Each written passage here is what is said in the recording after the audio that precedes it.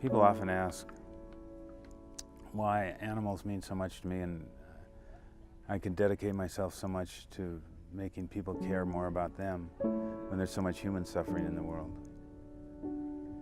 And I suppose the proper answer to that is that certainly as animal rights emerged and people are interested in animals and their welfare, social justice and welfare of animals were not considered competing interests. The same people were involved in both of them. George Bernard Shaw is a good example, a vegetarian who believed in social justice, and that's sort of the standard.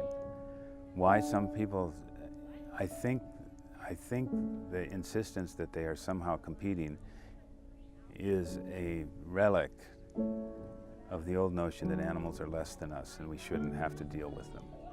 And if you begin to think that they are more than we've given them credit for, that raises them some. Doesn't mean that humans are any less important. It just means there's other things in this universe we need to be careful about too.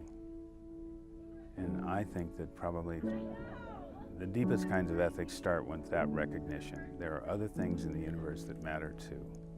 And that's how I answer that.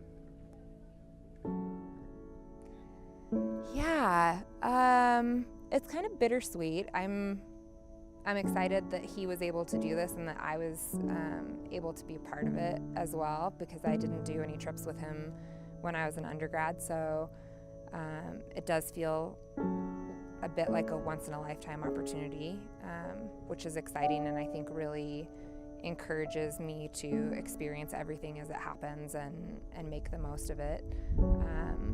But I mean, Chuck's incredible. He's a wealth of knowledge, and it's a bit of a loss to future students to not have an opportunity to do something like this with him. He's left a great legacy. Like, it's time for somebody else to pick up the torch. He's fantastic, and he has great stories from all over the world that he'll continue to tell, and I know that that will, in and of itself, be a legacy that really inspires other people.